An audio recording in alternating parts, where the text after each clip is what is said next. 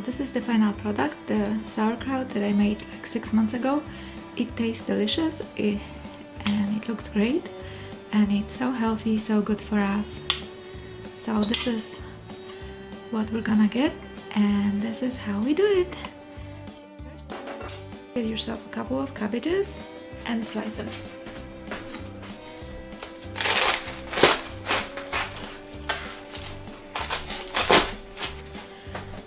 You want to make sure to keep the inside and the outside leaves that we remove for later use.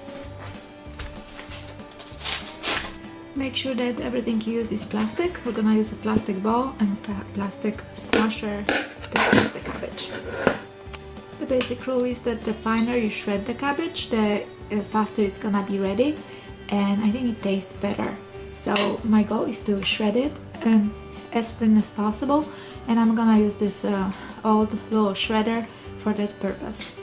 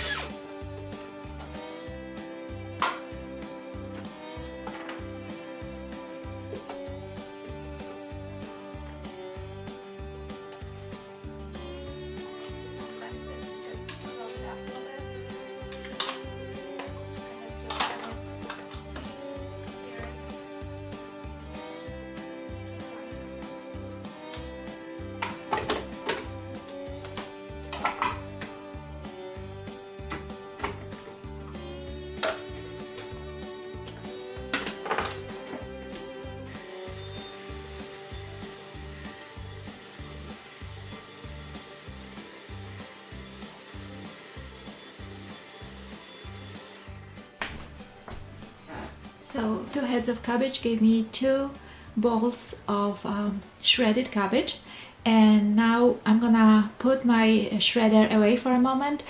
We're gonna still shred carrots and onions, but not until the cabbage lets go of the juices and it's ready for mixing. So for now, I'm just gonna add salt to the cabbage. I'm gonna add Himalayan sea salt. 1 tablespoon of sea salt per 1 head of cabbage.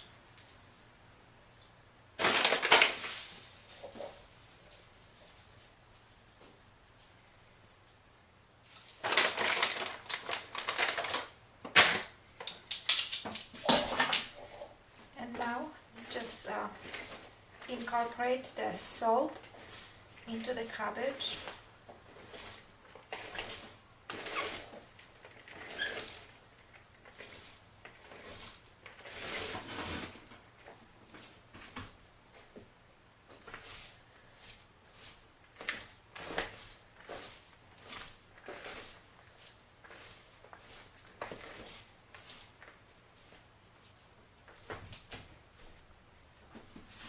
And press on it.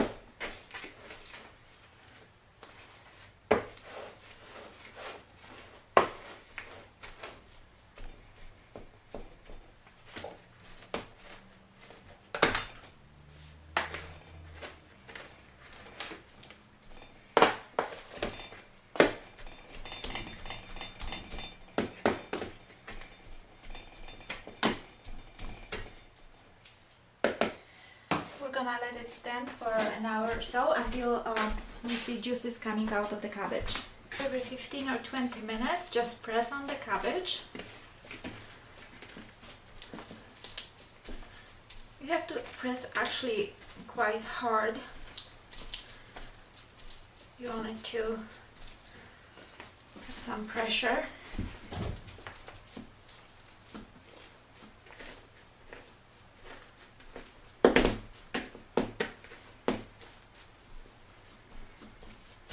It's been 15 minutes and this one is already has a little bit of juice coming out. So I keep pressing on this cabbage every like 10-15 minutes for an hour or two. And in the meantime, I'm gonna peel some onions. I just have a few of them, doesn't matter how many. It's a purely matter of taste. And some carrots. I'm gonna peel some carrots as well. I'm not gonna shred them yet because I'm not ready to add them to the sauerkraut. Well, it's been about an hour and I prepared the carrots and the onions. I'm gonna be grating them now, and as you see, I was pressing on the cabbage and there's already so much space. The bowl was full when we started, and when you press right now, you can see the liquid.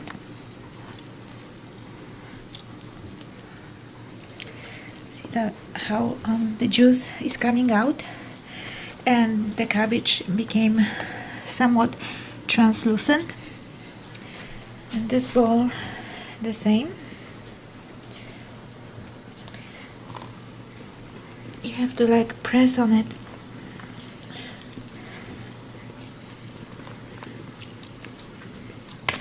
Takes a little bit of strength, but you don't do anything but the pressing like that, and it's we have enough juice. It's about ready to be placed in a jar. I'm gonna shred the carrots and the onions.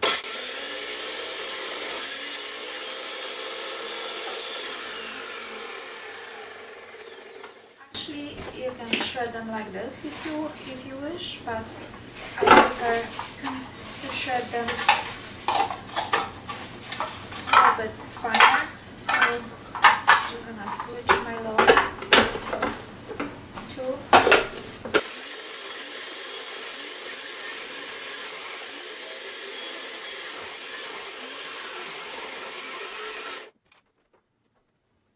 actually for the onions, I think I'm gonna just slice them.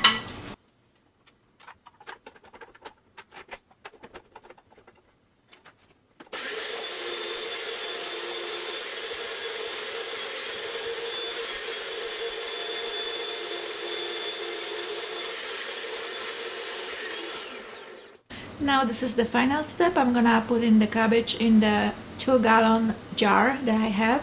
The reason for that is just I'm gonna ferment it in this big jar so it doesn't overflow when it ferments, because I'm losing a lot of you know, those brine.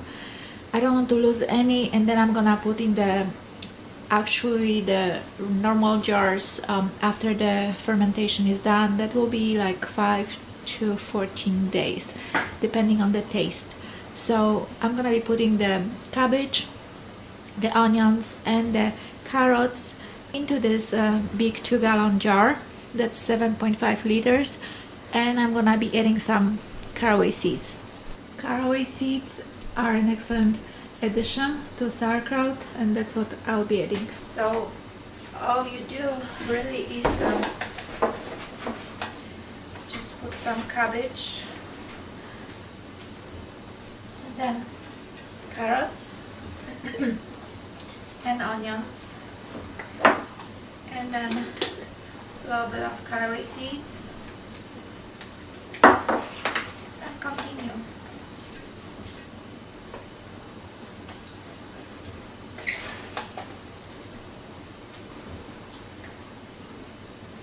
And as you do that,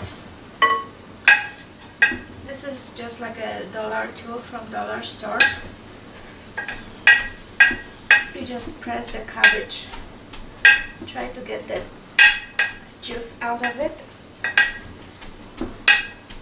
If the cabbage is like older and dry, you're not gonna get as much juice, but if it's fresh, you get a lot of juice. And if you use like a jar like that is bigger, you don't have to waste it, you don't have to throw it away, because eventually when the cabbage is stored in the jar, it dries out, and sometimes I have to add water with salt. This way I don't have to add anything.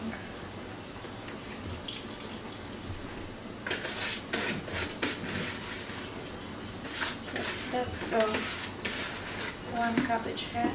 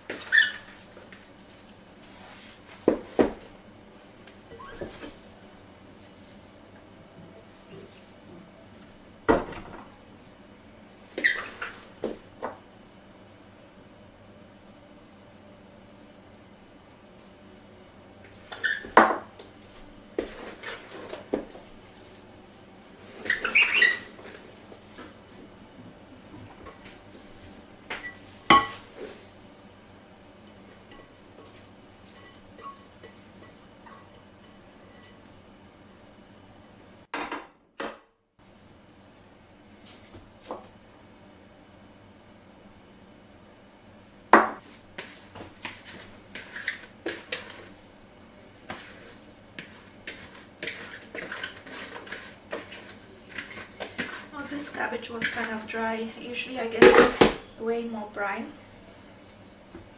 but still I got good amount. So once you have everything in the jar, just add a little more of these caraway seeds and press.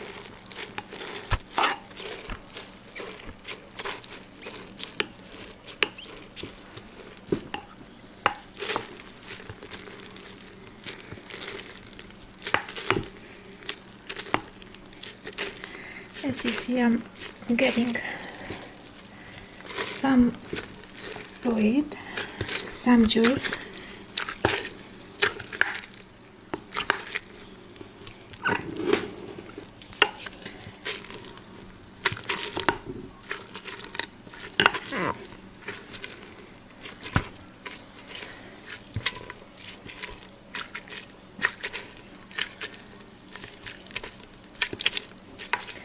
We want everything to be covered with the juice.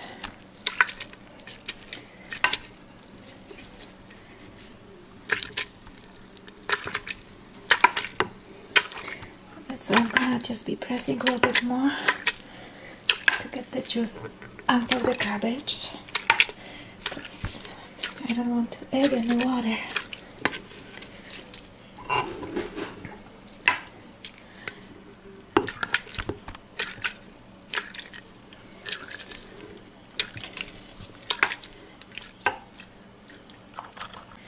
Eventually it gets to the point where it's just easier to press with your hand than with the tool, and that's okay too, assuming you wash your hands.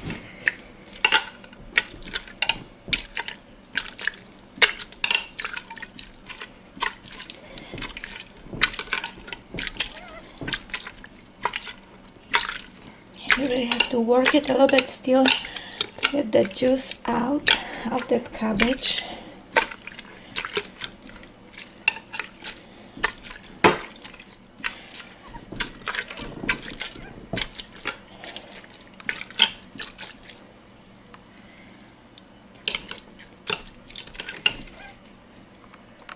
And now what I'm gonna do, I have those leaves that I took off when I was cutting the cabbage, and I'm gonna pick some nice clean ones, and I guess this one is good enough.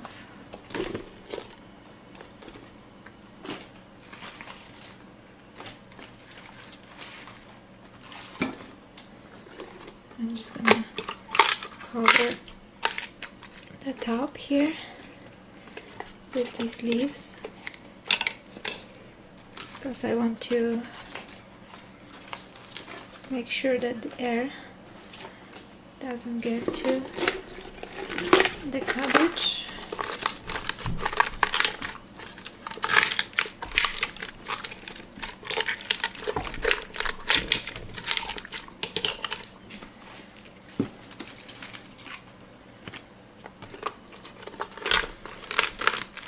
I'm gonna cover everything, and then once I'm gonna be putting this fermented cabbage into jars, I'm gonna reuse those leaves for the same purpose, just cover the tops.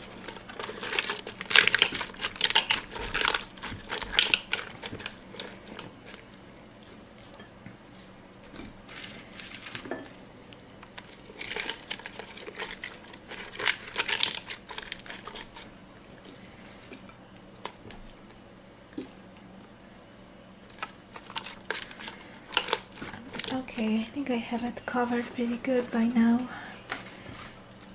Didn't leave myself too many leaves. I'm gonna keep those little things because they come handy when I fill the jars to keep the cabbage submerged. So I'm just gonna save these things here on the top.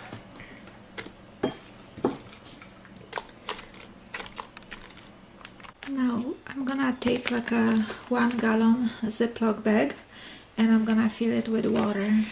Now I added water to this 1 gallon bag, and I'm just gonna put it on the top as a weight. You know, if I had something better I would use it, but since I don't, I'm just gonna use this bag.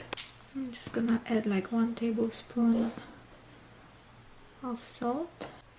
I ended up adding 2 bags of water with water and salt in it because there was just too much space. So as you see, there's still a little bit like air in there, so I'm just gonna pour water. So this way everything is submerged underwater. All the cabbage, there's no air anywhere. I'm just gonna cover that and let it ferment for between 3 to 14 days in a warm, dark place, which is by my kitchen stove, and there's so much space for this to ferment, so hopefully nothing will like overflow. Cabbage has been sitting on my countertop for 6 days, I think. Always label everything, you know, always put a label because you're gonna forget. So it spilled a little bit, even though I had quite a room on the top. It spilled over. There was a nice fermentation with bubbles going up, and some of it landed on the on this plate, and now I'm gonna taste it. So I can take out these bags, and this is how it looks right now. It's I'm gonna save these because I want to put them on top of the jars, and always make sure your hands are washed before you do these kind of things. And let's try it. Let's try this cabbage. This is like so delicious. So I'm gonna put it in jars. I'm gonna sterilize the jars. I have those half a gallon jars. Point out to you, always use plastic lids for sauerkraut because metal will rust and it's just hard to open, and you know, it's you can buy these, like I bought it in Walmart in a set of like 8 or 10 for a few dollars.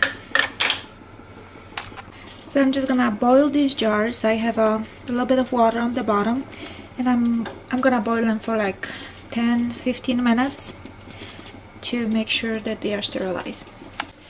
In the meantime, while the jars are sterilizing, I'm gonna take out those leaves that are on the top of my sauerkraut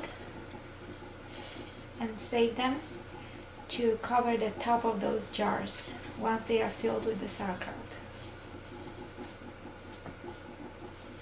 And look how yummy and delicious that looks. It tastes wonderful, absolutely wonderful, and look how nice it looks. It looks so beautiful. And the reason I did the fermentation in the big container, in the big jar, is because I don't want this spilling over in my permanent jars. I don't like how it looks and it's a whole mess, so this is how I did it. I don't want to use anything metal when dealing with sauerkraut, so I'm just gonna use my hand to fill the jar. So as I fill the jar, I'm just gonna use this wooden tool and just press on the sauerkraut to make sure that it's compacted. I want it to be compacted. Continue filling the jar.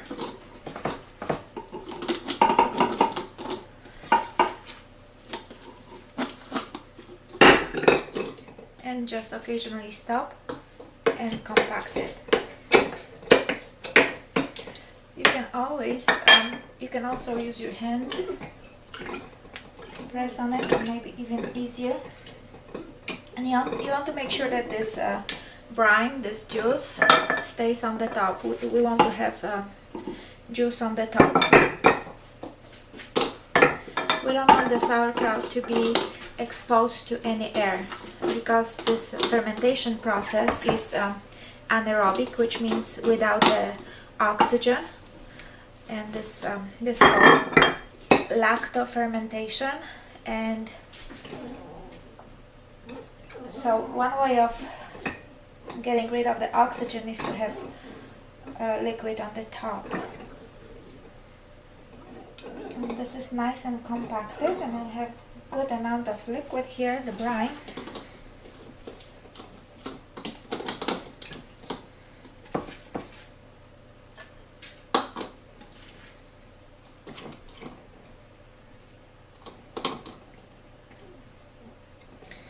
I think I'm just gonna leave it at that, because it's very important that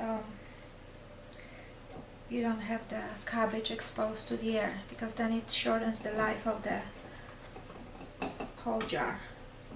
So I'm gonna put this leaf on the top, make sure there are no floaters, and then I'm gonna put this,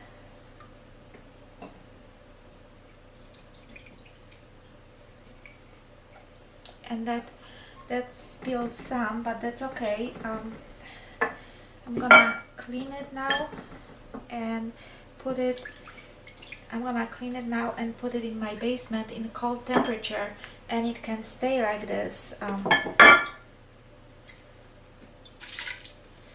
for you know, 6 months, 7 months probably. This is delicious to eat right now as it is, but I want to have it for later, so I'm gonna clean the top with just a little bit of water and this clean cotton, and I'm gonna cover it with this sterilized top and label it. Always label it, because you're gonna forget. And this is good to go down to my basement, and I'm gonna fill the rest of the jars with this cabbage. This just smells so delicious, you cannot imagine, and that tastes so delicious. It's absolutely yummy. So I'm just gonna continue filling these jars.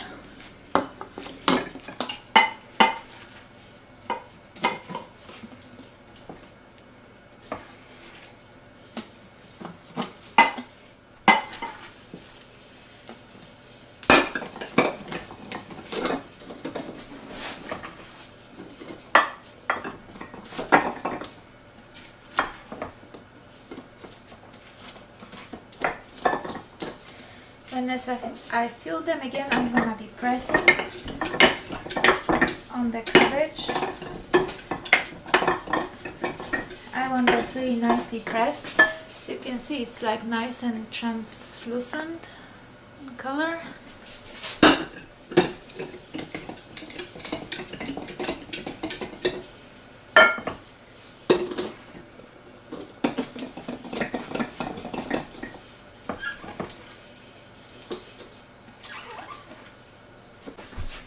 I think I have enough cabbage for another jar.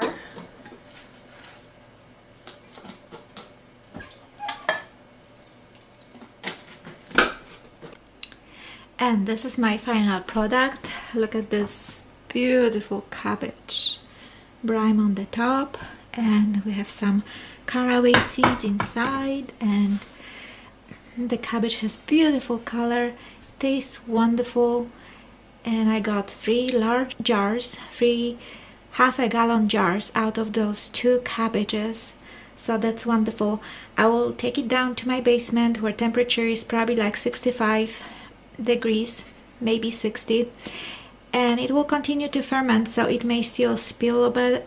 So make sure you have something underneath so it doesn't like stain your floor or whatever you have, shelf or something. And eat it as you want. Actually, it's right now ready. It can also be stored for later use, and that's what I intend to do. I intend to keep it there for at least a month or 2, and then it will improve in the taste and texture. It will be a little bit softer. So voila, that's the sauerkraut. This is the best of the best. And why is sauerkraut so good for you? Well, according to some research, the consumption of sauerkraut reestablishes the good bacteria in your bowels, and that helps to recover from any disease and then to prevent future disease. It can be beneficial in brain disorders and mental illness, digestive disorders like leaky gut syndrome, ulcerative colitis or IBS, mood disorders such as depression and anxiety, cancer, asthma, hormonal imbalances, food allergies and sensitivities, metabolic conditions such as diabetes, obesity or weight gain, various autoimmune diseases. This is due to probiotics' direct and indirect influences on the various organs and systems, especially the rate at which your body produces inflammation and controls hormone production. The good bacteria and other organisms living within your gut might as well be considered an organ in their own right, because they are critically important to the health of your brain, hormones, heart, lungs, liver, and digestive organs. The latest science tells us that probiotic-rich foods such as sauerkraut can help improve immune function, aid in digestion and absorption of different nutrients, detoxify your body, since the probiotics help prevent infections and combat toxins living within your digestive tract. They support brain function and cognitive health, even helping to prevent dementia and treat Alzheimer's disease and help with the memory. They help you handle stress through the gut-brain connection, and they affect your endocrine system, control inflammation, that is the root cause of most of the diseases. So here you go. However, when you buy the sauerkraut in the store, it's often irradiated or pasteurized, so that means it doesn't have the benefit of the good bacteria. So it's probably much better to make your own sauerkraut and make sure that it's not pasteurized and it's from a good quality cabbage, and it doesn't have any additives like sodium benzoate. You probably should read the label when you buy the sauerkraut. If it says sodium benzoate, I would not buy it. The only thing I want in my sauerkraut is salt and caraway seeds, onions and carrots. That's it. I don't want any sodium benzoate or other chemicals in my sauerkraut. So, to your health.